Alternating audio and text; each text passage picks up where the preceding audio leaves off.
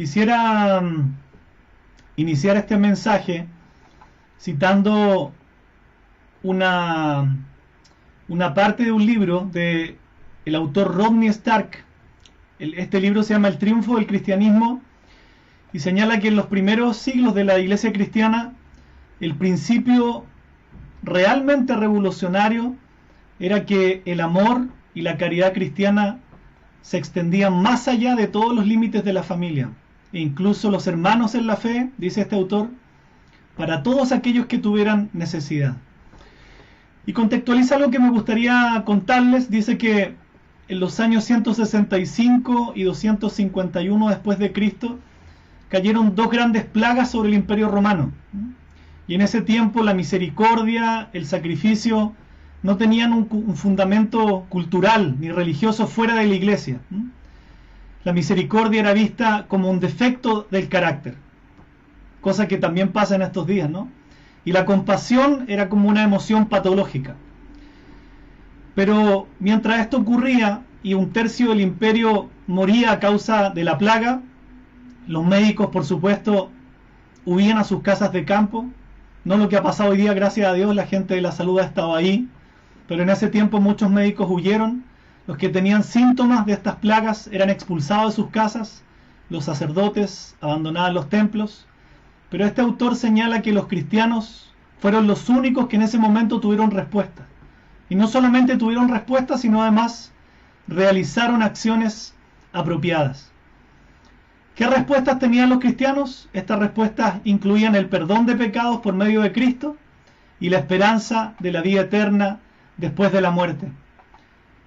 Este era un mensaje muy hermoso en una temporada de total desamparo y de total desesperanza, porque mostraba a los cristianos haciéndose cargo y haciendo buenas obras en medio de tiempos muy difíciles, en medio de tiempos peligrosos, aún como los que estamos viviendo.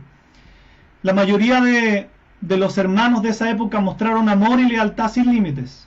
Ellos nunca escatimaron esfuerzos, dice este texto, y solo pensaban en los demás. Aún ignorando el peligro, se encargaron de los enfermos, suplieron sus necesidades, compartieron el mensaje de salvación en Cristo y junto con ello dejaron esta vida serena y alegremente. Cito esto porque introduce un mensaje muy importante acerca de lo que Dios también nos está llamando a través de esta pandemia, que nosotros hagamos buenas obras, pero en medio del peligro. No tiene tanta gracia hacer buenas obras porque mucha gente la hace y es bueno, pero sí tiene mucha gracia cuando hacemos buenas obras en medio del peligro. Acerca de esto, el Señor Jesús cita en Mateo 5, que es donde aparece el Sermón del Monte, que muchos conocen. Y Jesús dice: hagan brillar su luz delante de todos, para que ellos puedan ver las buenas obras de ustedes y alaben al Padre que está en el cielo. Lo que se suele pasar por alto es que ser la sal de la tierra, la luz del mundo, en ese tiempo era algo mucho más difícil de lo que es ahora. Y eso nos hace entender que tal como en ese tiempo la iglesia primitiva hizo buenas obras en medio de un sufrimiento, nosotros debemos ser también símiles de aquella iglesia primitiva y aprender a hacer buenas obras en medio del sufrimiento. Por eso Jesús está diciendo algo aquí: hagan brillar su luz delante de todo para que ellos puedan ver las buenas obras de ustedes y así alaben al Padre que está en los cielos. Un poquito antes justo Jesús había dicho: dichosos serán ustedes cuando por mi causa la gente los insulte, los persiga y levante contra ustedes toda clase de calumnias. Alégrense y llénense de júbilo, porque les espera una gran recompensa en el cielo. Dichosos, bienaventurados, felices, dice, serán ustedes cuando por mi causa la gente los insulte, los persiga y levante contra ustedes toda clase de calumnia. No tengamos miedo, hijos de Dios, en este tiempo de hablar la palabra de Dios, de compartir el mensaje de salvación, de hacer la voluntad de Dios. Porque Jesús mismo está diciendo: dichosos, bienaventurados van a ser ustedes cuando por mi causa. ¿Cuál causa? La causa de Cristo. Alguien nos insulte, nos persiga o levante contra nosotros cualquier clase de calumnias. Es más, Jesús dice: alégrense y llénense de júbilo, porque les espera una gran recompensa en el cielo. Y sin hacer alguna pausa, Jesús entonces añade este pasaje que tanto conocemos y les dice: ustedes son la sal de la tierra, ustedes son la luz del mundo. Sabemos que las buenas obras, las obras en sí mismas no salvan, ¿no? La salvación es solamente por gracia, por medio de la fe en Cristo. Pero las obras son una evidencia de una persona que realmente es cristiana. Las obras no salvan, pero las obras sí son importantes porque dan evidencia de una conversión genuina. Por eso Santiago dice: la fe sin obras es muerta. La fe debe ir acompañada de obras. Y es aquí donde nosotros podemos detenernos para ver algo muy muy importante. Porque las buenas obras en sí mismas no son lo que hacen que el cristianismo sea atractivo, sino lo que hablamos al comienzo de la iglesia primitiva. Lo que hace realmente una buena obra que destaque a un cristiano o una cristiana es cuando la hace en medio del peligro. En medio del peligro. Es cierto que este pasaje de Mateo 5 que hemos estado citando, el Sermón del Monte, habla de la persecución, no tanto de la enfermedad, pero podemos aplicar exactamente el mismo principio. Las obras de amor en medio del peligro, ya sea por una enfermedad, por una persecución, apuntan mucho más claramente al hecho de que la esperanza en el Señor es la que nos capacita para hacer esas obras. Por eso Jesús dice algo tan importante luego en Lucas 14, cuando asevera y dice: más bien, cuando des un banquete, invita a los pobres, a los inválidos, a los cojos y a los ciegos. Entonces serás dichoso, porque aunque ellos no tienen con qué recompensarte, serás recompensado en la resurrección de los justos. O sea, nosotros en este tiempo tenemos que destacarnos como cristianos por justamente hacer las buenas obras en medio de esta pandemia, en medio de esta enfermedad. Con mayor razón tenemos que mostrar al mundo que los cristianos están dispuestos a hacer buenas obras en medio del peligro, en medio de una pandemia, en medio del dolor, en medio del sufrimiento. Y Jesús dice: cuando tú hagas un banquete, invita a los pobres, dice ahí, a los inválidos, a los cojos y a los ciegos. Entonces serás dichoso, pues aunque ellos no tienen con qué recompensarte, serás recompensado en la resurrección de los justos. No esperes recompensas en esta vida, no esperes recompensas en este mundo, ¿no? Esperemos recompensas en los cielos. Pero aquí dice algo muy importante. La semana pasada yo les enviaba una noticia de un matrimonio haitiano que salió en todos los medios, que lamentablemente sufrió la pérdida de sus 3 chiquititos, de sus 3 hijitos, y no solamente la pérdida, sino que murieron trágicamente calcinados. Qué terrible debe ser para un matrimonio extranjero sufrir la pérdida de sus 3 hijos y las condiciones en que los pequeñitos murieron calcinados. Por tanto, ellos quedaron sin nada y sin tampoco sus hijos. Entonces nosotros debemos preguntarnos eso: ¿realmente estoy dispuesto a hacer una obra por ellos? ¿Estuve dispuesto a hacer una obra por ellos? ¿Estuve dispuesto a dar por ellos, a invertir por ellos, a enviar una ofrenda para que ellos por lo menos puedan armar su casa? ¿Estuve dispuesto a enviarles ropa? Eso es lo que queda delante de Dios respecto de cada uno de nosotros. Pero eso es lo que nosotros debemos evaluar en nuestra vida cristiana. ¿Estamos haciendo buenas obras en medio de una pandemia? ¿O estamos solamente preocupados de lo que nosotros sufrimos, de lo que nosotros necesitamos, de lo que nosotros queremos? Es muy importante que nosotros evaluemos nuestra vida a la luz de la palabra de Dios. El cristiano siempre va a estar dispuesto a vivir para otros, a invertir en otros, a dar a otros. No solo su economía, sino sus dones, sus talentos, todos. La vida feliz se trata primero de buscar al Señor, pero también de centrarme en otros. A lo largo de los años uno se da cuenta que las personas con mayor tipo de problemas tienen un patrón muy muy definido. Su vida gira en torno a ellos mismos. Y ese es un error muy grande, de acuerdo con la palabra de Dios, porque no fuimos diseñados para vivir centrados en nuestra vida. Fuimos diseñados para vivir centrados en otros, en ayudar a otros, en asistir a otros, en entregarnos completamente a otros y en hacer buenas obras para otros, aún en medio del peligro que esta pandemia representa. Entonces la esperanza en Dios que los cristianos tenemos va más allá de la muerte. Este pasaje dice que vamos a ser recompensados en la resurrección, siempre y cuando hagamos lo que Jesús dice, ¿no? Que realmente invirtamos y demos a los pobres, a los inválidos, a los cojos y a los ciegos. Se refiere a la gente que tiene mayor necesidad. Y dejemos de vivir para nosotros mismos. Entonces tendremos recompensa en los cielos. El apóstol Pedro, que ustedes lo deben conocer, un hombre tan cambiado después de haber pasado tiempos con el Señor, y después de la venida del Espíritu Santo vemos un Pedro totalmente cambiado. En su primera carta él dice algo sumamente importante. En el capítulo 2, versículo 12, dice: mantengan entre los incrédulos una conducta tan ejemplar que aunque los acusen de hacer el mal, ellos observen las buenas obras de ustedes y glorifiquen a Dios en el día de la salvación. Miren qué hermoso lo que está hablando aquí el apóstol Pedro, ¿no? Mantengan, ustedes, se refiere a los creyentes, entre los incrédulos una conducta ejemplar, tan ejemplar, que aunque estos incrédulos los acusen de hacer el mal, algo que pasa, ¿no? Los incrédulos acusan a los cristianos de cualquier cosa, pero finalmente ellos van a observar que los cristianos, si realmente actuamos conforme a la palabra de Dios, estamos haciendo buenas obras. Los cristianos deben destacarse por ser generosos. Los cristianos deben destacarse por, aún en medio de una situación difícil, económica, de salud, todo lo que estamos viviendo, no solo en el país, sino en el mundo. Los cristianos son los que siguen haciendo la buena obra del Señor. Principalmente lo que hacía la iglesia primitiva: compartir el Evangelio de Cristo más que nunca, y también ayudar y asistir a los que están en necesidad.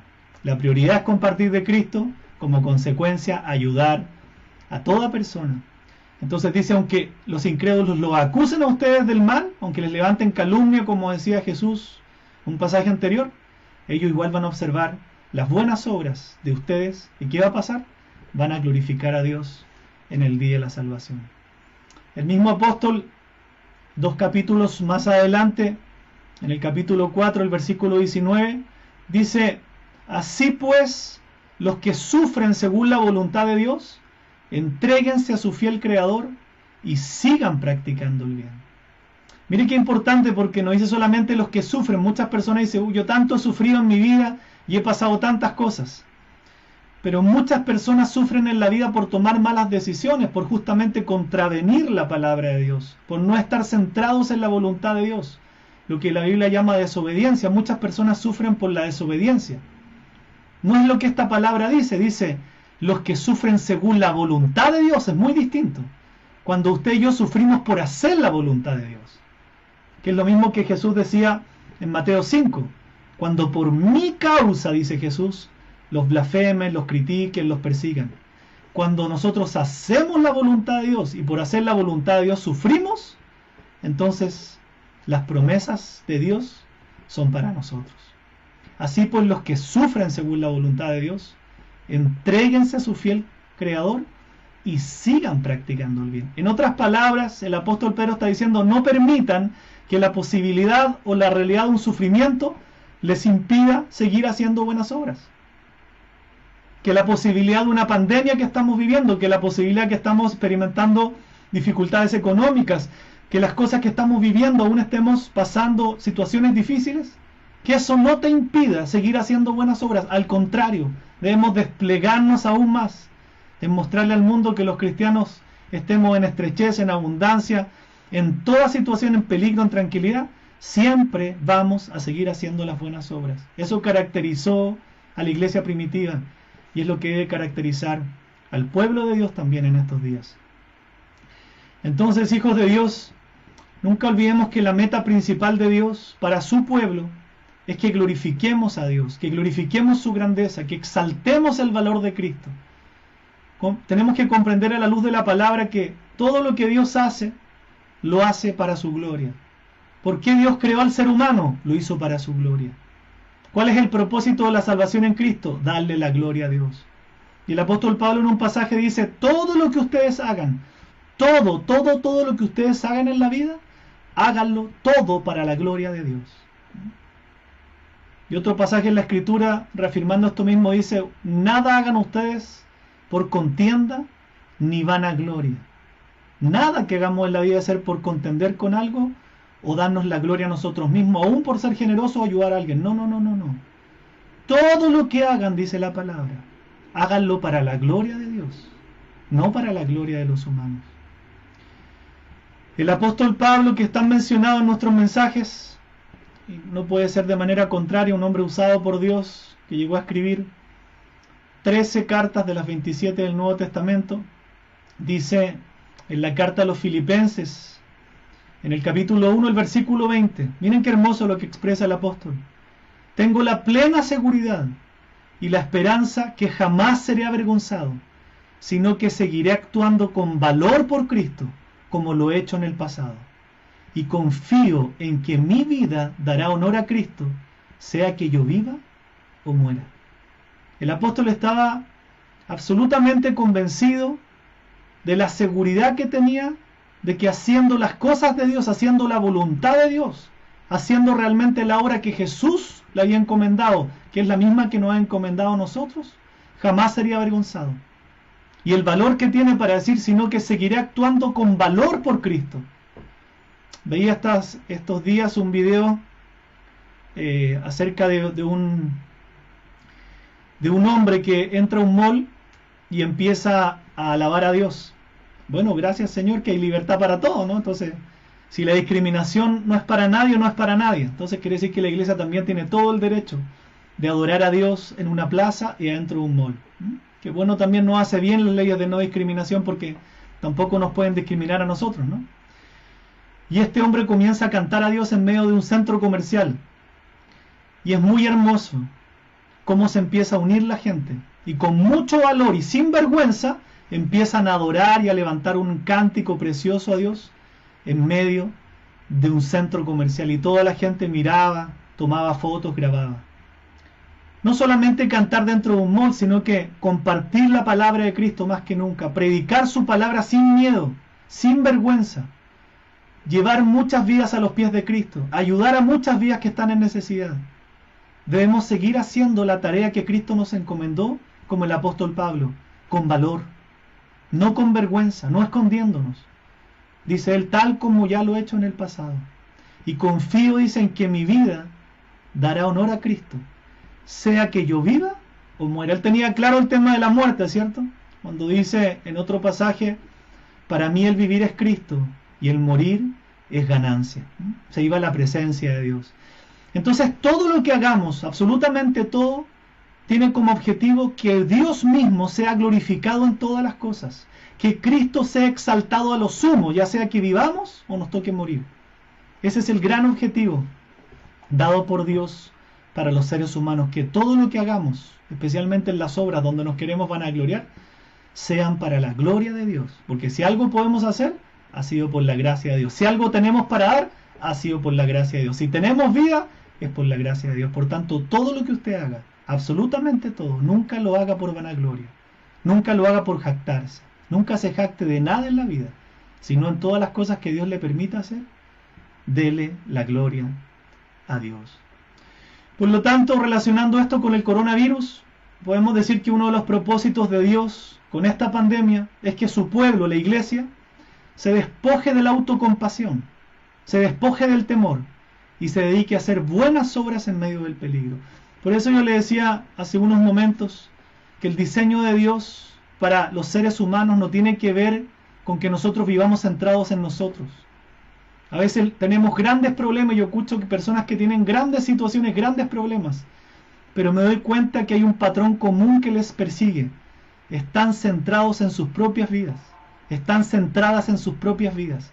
Y cuando uno vive centrado en uno, en una autocompasión, de siempre pensar que yo tengo tantos problemas, tantas situaciones, tantas cosas, por supuesto que se va a transformar en una esfera de nunca salir. Porque Dios no me hizo para vivir centrado en mí, Dios me hizo para vivir centrado en otros. Haga esa prueba, por favor, ¿no? En su vida. Va a ver que su vida va a cambiar. Cuando usted pueda salir del egoísmo, así se llama en la Biblia, del egoísmo, de vivir centrado en usted mismo y empezar a preocuparse por los problemas de otro, por las necesidades de otro, por las situaciones de otras personas y empezar a ayudarle a ver si su vida no va a cambiar. Entonces uno de los mensajes que Dios nos está diciendo en medio de este coronavirus es que nos despojemos de la autocompasión, de vivir centrados en nosotros, del egoísmo, del temor, y nos dediquemos en esta vida, que es una sola aquí en la tierra y estamos de paso, a hacer las buenas obras que Dios nos mandó, aún en medio del peligro, aún en medio de una enfermedad, aún en medio de una pandemia que no sabemos con certeza si va a terminar o no, pero eso está en la soberanía de Dios. Los cristianos debemos enfocarnos en las necesidades de otros, no en nuestras necesidades. Debemos enfocarnos en dar amor, no en nuestra propia seguridad. Así es Jesús, así fue también el Salvador para nosotros. Jesús no solamente participó para darnos vida, sino que Él se entregó a sí mismo, murió y se dio por entero a la labor que el Padre le había encomendado. Así también tenemos que ser nosotros, entregarnos por enteros a otros. Haga la prueba, a ver si su vida no sale de la amargura, no sale de las dificultades que usted experimenta por vivir centrado en usted. Recuerde que usted no es el actor o la actriz principal de esta vida. El actor principal de esta vida es Jesús. Cuando yo entiendo que Él es el principal y en segundo orden debo preocuparme de la gente, entonces su vida se va a empezar a contentar absolutamente sola, porque usted está caminando en el diseño que Dios lo creó. Debemos aprender a salir de esa vida centrada en nosotros mismos. ¿Por qué? Porque Jesús también lo hizo, ¿no? Absolutamente de una manera ejemplar. Y el apóstol Pablo también relaciona esta clase de vida con la muerte de Cristo.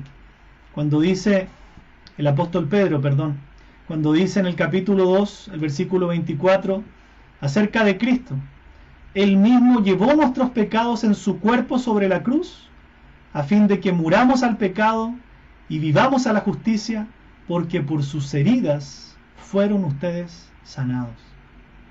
Que Jesús haya llevado nuestros pecados en su cuerpo sobre la cruz, también lo hizo para que nosotros aprendamos a morir al pecado y a vivir para la justicia, a vivir para las buenas obras, a mostrarle al mundo que nosotros sí podemos hacer buenas obras en medio de la bondad o la maldad. Lo que nos hagan o lo que no nos hagan, nos critiquen o nos critiquen, siempre vamos a hacer las buenas obras que Cristo nos encomendó. Gracias al Señor Jesús, los cristianos podemos morir al pecado y nos podemos dedicar a hacer buenas obras de justicia. Quiero preguntarle, ¿a qué está dedicando su vida? ¿A sus problemas, su trabajo, su economía, sus cosas? ¿O está dedicando su vida a hacer buenas obras de justicia para otros? Eso es un gran escalón de diferencia entre un caso y otro. El apóstol Pablo, ahora sí, Pablo hace la misma conexión entre la muerte de Jesús y el fervor que deberíamos tener los cristianos por las obras, cuando dice en la carta a Tito que Cristo se entregó por nosotros para rescatarnos de toda maldad y purificar para sí un pueblo elegido, ¿dedicado a qué? A hacer el bien. Cristo se entregó por nosotros, nos rescató de una vida terrible, dominada por el pecado, para purificar, para santificar para sí un pueblo que escogió. Y ese pueblo debe estar dedicado ¿a qué? A hacer el bien.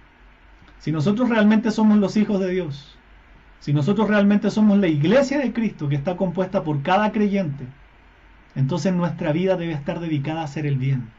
Nuestra vida no debe estar dedicada a darnos a nosotros mismos. El trabajo es un medio, pero no puede ser que nuestra vida esté dedicada completamente a nosotros mismos, porque entonces la vida nunca va a caminar bien, no porque Dios no quiera dártela, sino porque nosotros no estamos entendiendo el diseño y el propósito por el que Dios nos creó. A todos nos cuesta con el egoísmo, a todos nos cuesta con el egocentrismo. Vivimos para nosotros y Dios quiere que vivamos para otros, principalmente para Él, pero al vivir para Él, como consecuencia vivimos para otros. Para ir finalizando, el apóstol Pablo también dice en Gálatas: por lo tanto, siempre que tengamos la oportunidad, hagamos bien a todos, y en especial a los de la familia de la fe.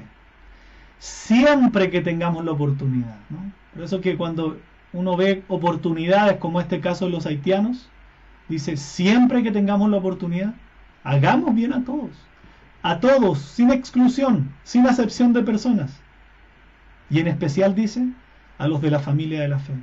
El orden de Dios es el mismo orden que hay dentro de una familia. La familia de la fe es la iglesia, Primero debemos preocuparnos de los que están en necesidad de la iglesia, pero también extender nuestra preocupación y nuestra ayuda a todas las demás personas, sean cristianos o inconversos.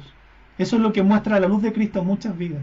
Nuestra conducta, que es una evidencia de una conversión genuina a Cristo. Siempre que tengamos la oportunidad, enfatiza el apóstol Pablo, hagamos bien a todos y en especial a los de la familia de la fe. Y termina diciendo en la primera carta a los tesalonicenses, asegúrense de que nadie pague mal por mal, más bien esfuércense siempre por hacer el bien, no solo entre ustedes, sino a todos. Debemos entender que los hijos de Dios tenemos que ser personas tremendamente generosas en todas las cosas, con nuestro dinero, con nuestros recursos, con nuestros talentos, con nuestros dones, con nuestro tiempo. Tenemos que aprender a darnos a otros.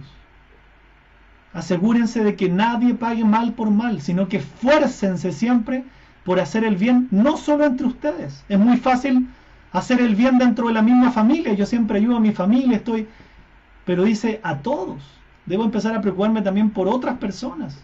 Personas que a veces no conozco en la iglesia y están en necesidad, personas que no conozco, que no son ni siquiera de la iglesia y Dios ha puesto cerca de mi trabajo, mi vecindario, o me hace saber por noticias que yo también debo sentirme responsable de hacerles el bien, porque hoy día están necesitados. Entonces, amados de Dios, ver el coronavirus como lo que hemos visto, como un propósito que está en la soberanía de Dios, no contradice el llamado que Dios nos está haciendo en este tiempo a asumir riesgos para aliviar el sufrimiento que produce esta enfermedad. Al asumir riesgos no estoy diciendo que debemos ser irresponsables ni transgredir las normas, no. Pero tampoco quedarnos en una posición cómoda de no ayudar a nadie. Debemos asumir los riesgos que están dentro de los marcos de la ley, por supuesto, para ayudar también, para orar, para aliviar el sufrimiento que también ha producido esta enfermedad. ¿Qué tipo de cosas podemos hacer? Usted puede orar por la sanidad de los enfermos, llamar a las personas que están enfermas y orar por ellas. Usted puede orar para que Dios, en su inmensa misericordia, también refrene esta pandemia, que la elimine, si es posible, pero Dios sabe lo que está permitiendo, pero nuestra oración siempre debe ir puesta en la misericordia. Podemos orarle a Dios también para que provea una cura, para que levante a la gente de esta enfermedad. Pero al mismo tiempo de orar, nosotros también tenemos que trabajar para aliviar el sufrimiento que produce el coronavirus. Al mismo tiempo que oramos, también podemos invertir en las personas que no tienen, enviarle una ofrenda a aquellos que están en necesidad, enviar ropa a aquellos que no tienen. También tenemos que trabajar, además de orar. Que Dios nos dé un anhelo profundo y que nosotros podamos orar fervientemente, que este gran azote quizás termine pronto. No lo sabemos. Dios es soberano y hoy nuestra oración, pero Él sabe lo que hace. Pero aún si Dios permitiera que esto siguiera hasta que se acabara realmente la riqueza, la avaricia, la idolatría del mundo, Él sabe lo que está haciendo. A nosotros nos corresponde orar y dejar las cosas en las manos de Dios. Porque su palabra es clara en decir que las sentencias del Señor son verdaderas y todos sus juicios son justos. Entonces que Dios nos lleve a esta realidad. Hacer buenas obras se parte por orar. Orar realmente con un corazón dispuesto, orar por otros. No orar tanto por nosotros, sino también a aprender a orar por otras vidas. Invertir tiempo de mis rodillas delante de Dios por otras personas. Pero también trabajar por aliviar la necesidad de muchos. De esta manera exacta lo hizo la iglesia primitiva. Y es lo que cuenta este autor en la historia que les reseñé al principio. Dios tiene trabajo que hacer sin duda. Y sabemos que parte del trabajo de Dios está en su secreto, dice la Biblia. Hay cosas que Dios revela y cosas que son parte de su secreto. Pero nosotros tenemos trabajo que hacer. Si confiamos en su palabra, si lo obedecemos, entonces vamos a entender que no nos podemos quedar replegados en medio de esta pandemia, sino tenemos que trabajar. Oración y trabajo. Algunos le dicen oración. Tiene que haber oración y acción al mismo tiempo. No nos podemos quedar solamente en las acciones o solamente en la oración. Las buenas obras tienen que ver con las dos siempre, y nunca lo olvide. Oración por un lado y trabajo por el otro. Si realmente confiamos en la palabra de Dios, si realmente la obedecemos, entonces podemos estar seguros que Dios, en su inmensa, en su amorosa, tierna y eterna soberanía, va a hacer su perfecta voluntad. Y nuestro servicio para Dios, va a hacer que el Señor cumpla los propósitos que tiene, no solo con nosotros, sino con nuestro país y con el mundo entero. Quiero invitarles a que oremos en esta noche conforme a esta palabra. Inclina tu rostro, por favor, y piensa en esto que Dios nos ha hablado en esta noche. Quiero que medites en la palabra, en la verdad de Dios, acerca de qué nosotros hemos hecho realmente en esta pandemia, por cuántas personas hemos orado, a cuántas personas hemos ayudado, a qué nosotros realmente estamos dedicando nuestra vida, como decía un pasaje de la palabra de Dios. El pueblo de Dios debe dedicarse a hacer el bien. Pídele perdón a Dios si has dedicado tu vida solamente para ti. Son tus asuntos, tus trabajos, tus afanes, tu economía, tus problemas. Y no has aprendido a vivir para otros. Y créeme que la vida se contenta cuando tú aprendes a vivir para otros. Tu vida se contenta cuando tú aprendes a dar todo para otras vidas. Por eso la Biblia dice que es más bienaventurado, más dichoso, más feliz dar que recibir. Yo quiero desafiarte que esta semana, en esta misma semana, escuchando este mensaje, tú empieces a preocuparte de 1, 2 o 3 vidas. Empieces a orar por ellas, a ayudarles, a ver sus necesidades, y salgas de tus problemas, salgas de tu egoísmo, salgas de vivir para ti, porque esa no es la forma en la que Dios quiere que tú vivas. Ese no es el diseño por el cual Dios te creó. Dios nos hizo para darle gloria a Él, para mirarlo a Él y para estar preocupados de otros. Así también lo dejó establecido cuando dijo que si tenía que resumir toda la ley y los profetas, lo podría resumir en 2 mandamientos. Amarás al Señor tu Dios con todo tu corazón, con toda tu mente, con toda tu alma, con todas tus fuerzas. Hijo, y el segundo es semejante a este. Amarás a tu prójimo como a ti mismo. ¿Qué tal si tan solo entendiéramos eso? Aprendiéramos a vivir para Cristo. Y en esa misma sintonía aprendiéramos a vivir para otros. Nuestra vida caminaría muchísimo mejor. Padre, yo te pido que tú toques corazones en esta noche. Solo la acción poderosa de tu Espíritu Santo puede transformar un corazón, puede transformar una vida, para salir de sus esquemas, para salir de su forma de pensar, para salir del egoísmo que a todos nos asedia, y podamos vivir para ti y para ayudar a otros, porque esta es tu voluntad. Señor, te entregamos este tiempo y te damos muchas gracias. En el nombre de Jesús. Amén.